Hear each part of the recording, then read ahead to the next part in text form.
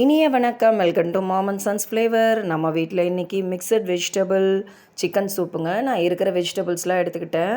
Cabbage, beans, carrot, கொத்தவரங்காய், கொஞ்சம் இஞ்சி, பூண்டு, வெங்காயம், ஒரு அரை வெங்காயம், அரை தக்காளி எல்லாமே எடுத்துக்கிட்டேன். ஒரு 3 சிக்கன் க்யூப்ஸ் இருந்தது, அதையும் எடுத்துக்கிட்டேன். எல்லாத்தையும் கழுவி கட் பண்ணி வச்சாச்சு. நீங்கள் பார்த்தாவே தெரியும், 2 பல்லு பூண்டு, ஒரு சின்ன இஞ்சி தான் போட்டிருப்பேன். அரை தக்காளி, அரை வெங்காயம், மிச்சம் எல்லாத்தையும் கட் பண்ணி எடுத்தாச்சு. கொத்தவரங்காய், இது சின்னதாக ஒரு பூசணிக்காய் துண்டும் போட்டிருக்கேன். எல்லாத்தையும் ப்ரெஷர் குக்கரில் சேர்த்துடுங்க. 1 கப் தண்ணி விட்டு நல்லா 5 விசில் நல்லா வேக வச்சுருங்க. கொஞ்சம் ஜீரகம், மிளகு சேர்த்துக்கோங்க. நான் மிளகு கடைசியாக சேர்த்துருக்கேன், மறந்துட்டேன். நீங்கள் இப்போவே சேர்த்துக்கோங்க. 5 விசிலுக்கு அப்புறம் நல்ல காய்கறி வெந்துருச்சு, சிக்கனும் வெந்துருச்சு.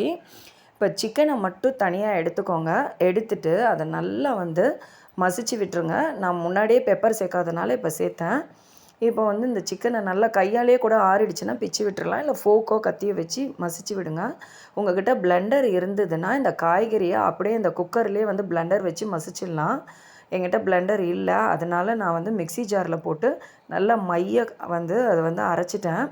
ஏன்னா அப்போ தான் குழந்தைங்கள்லாம் சாப்பிட்றதுக்கு அவங்களுக்கு சூப் கொடுக்கலாம், ஈஸியாக இருக்கும். ஸோ கோர்ஸாக கொரகொரப்பாக இல்லாமல் மைய அரைச்சிட்டேன். இப்போ ஒரு சின்ன ஸ்பூனுக்கு கார்ன்ஃப்ளவர் எடுத்து திக்னஸ் கொடுக்கறதுக்காக, சூப்போட திக்னஸ்க்காக அதில் கொஞ்சம் தண்ணி விட்டு நல்லா கலக்கி எடுத்து தனியாக வச்சுக்கோங்க. இப்போது சூப்பில் நம்ம அரைச்சி வச்ச அந்த காய்கறி பல்ப்பை ஆட் பண்ணி இந்த கார்ன்ஸ்டார்ச்சையும் ஆட் பண்ணிக்கோங்க. இப்போது நம்ம சிக்கனை நல்லா ஷ்ரெட் பண்ணி வச்சுருக்கோம் குட்டி குட்டி பீசஸாக, அதையும் சேர்த்துருங்க. இப்போ எல்லாத்தையுமே அந்த ஸ்டாக்கோடு சேர்த்தாச்சு. ரெஸ்டாரண்ட் ஸ்டைலில் அந்த ஃப்ளேவர் வரத்துக்கு கொஞ்சம் அரை ஸ்பூன் சோயா சாஸ், அரை ஸ்பூன் டொமேட்டோ சாஸ் சேர்த்துக்கோங்க. இது ஆப்ஷனல் தான், விருப்பம்னா சேர்த்துக்கோங்க, இல்லைனா வேணாம்.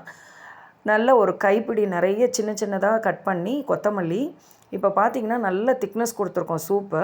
இப்போ நான் எக் ஒயிட் எடுத்திருக்கேன். இதுவும் நீங்கள் வேணும்னா சேர்த்துக்கலாம், இல்லைனா அவாய்ட் பண்ணிடலாம். ஆனால் எக் ஒயிட்டை மட்டும் நல்லா பீட் பண்ணிவிட்டு முட்டை வெள்ளைக்கருவை கொஞ்சம் கொஞ்சமாக ஆட் பண்ணி கரண்டி போட்டு கிண்டிகிட்டே வாங்க. நான் ஒரு கையில் கேமரா வச்சு ஷூட் பண்ணுறனால, மொபைல் ஃபோன் பிடிச்சிருக்கறனால நான் அதை என்னால் எடுக்க முடியல. நீங்கள் ஒரு கையில் கரண்டி வச்சு கிண்டிக்கிட்டே கொஞ்சம் கொஞ்சமாக எக் ஒயிட் ஆட் பண்ணிங்கன்னா ரொம்ப சின்ன சின்னதாக விழும். அப்புறம் இப்போது பெப்பர் சேர்த்துக்கோங்க.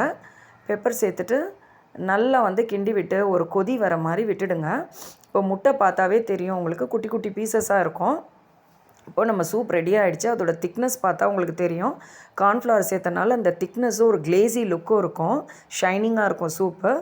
டின்னருக்கு ஒரு சூப்பரான சூப்புங்க இது. 2 பிரெட் துண்டு, இந்த சூப்பு சூப்பரான ஒரு டின்னர் ரெடி.